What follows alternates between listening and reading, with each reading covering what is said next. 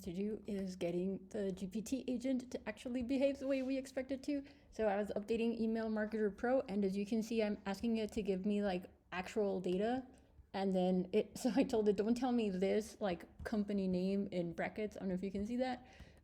But it took the words company name inside the bracket, and then it responded like in a typical way that like a child would, but that is actual data.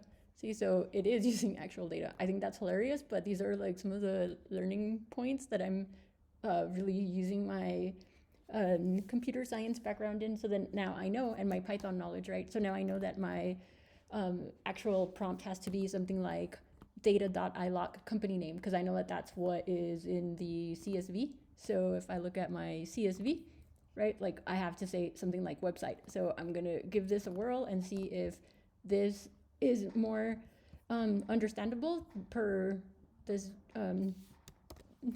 GPT agent's ability to comprehend the instructions.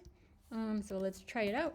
Let's see if it can print for me, and we can see where, and maybe because I didn't say data.iloc for first name, I hope it doesn't, like, because that is like a conflicting instruction on my behalf.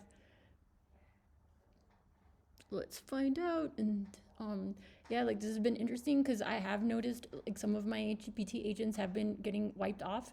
So it's still not completely stable. I think this is definitely still the best way to go. I did find other YouTube videos that described how valuable this is about to become, and I did start getting a lot of like reach out from people that want GPT agents. So I'm definitely gonna start niching down on this. So let's see. Hi, Andrew. You're clearly making waves in your sector. Andrew's company name. So it's still doing this. Brief summary based on Andrew's data.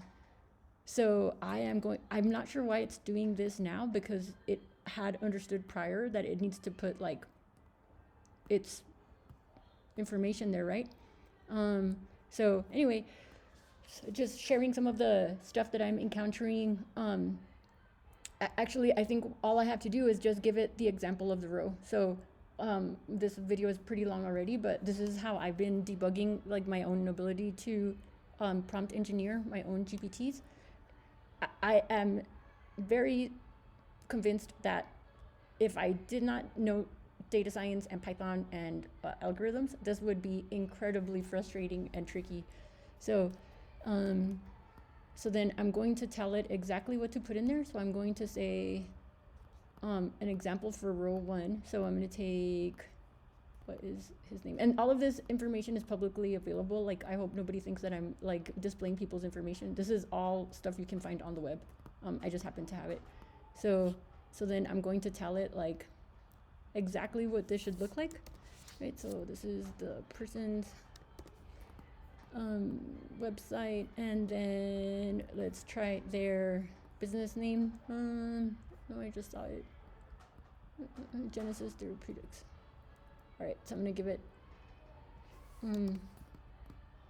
this information. So let's redo this. Okay, I feel like I'm pushing this thing around, you know, but it's like, no, like how come it does understand when I tell it to use the first name? So each row should look as such per its own row's data. Okay, so then where we were gonna put in the website address. So let's take, oh, psych. Oops. Okay, so let's take this.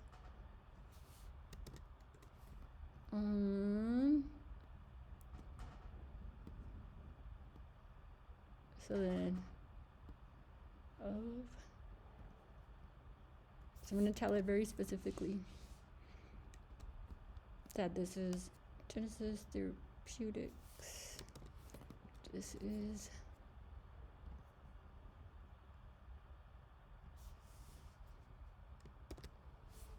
with your innovative approach. I'm sure that there's got to be like some keyword that tells it like don't basically we're automating what's going into here, right? So then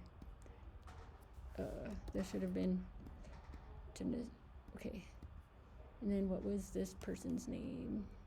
See, free publicity for Genesis Therapeutics, which I'm sure they don't need. I actually looked at their profile, like they're fine.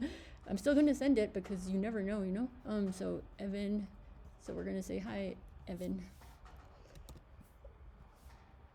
Hi, Evan.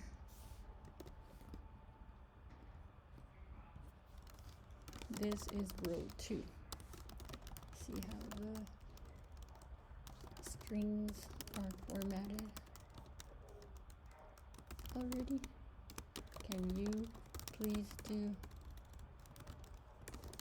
for each row? If this doesn't work, I swear it's gonna be faster for me to do this in Python than it is to do it through this GPT agent, but that's not the point, right? The point is we want to be able to build with GPT agents.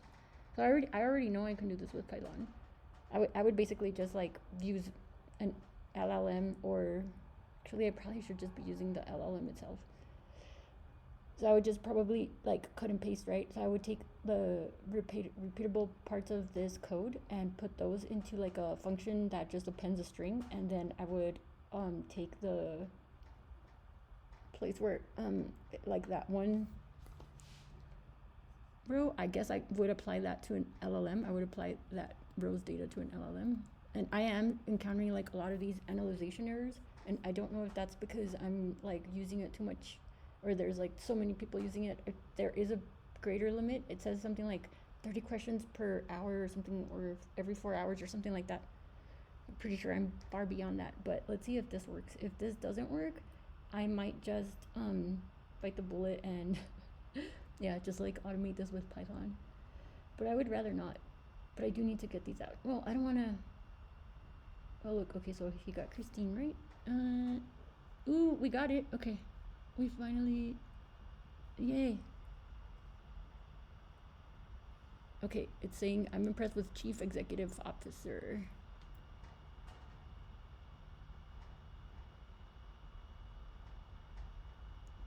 Okay, but that doesn't make any sense, right? So then we're gonna actually take this information over here, and we're just going to just use the default, because this I think is a clean data in, clean data out issue. So we're just gonna use that. And this is the process of creating GPT agents.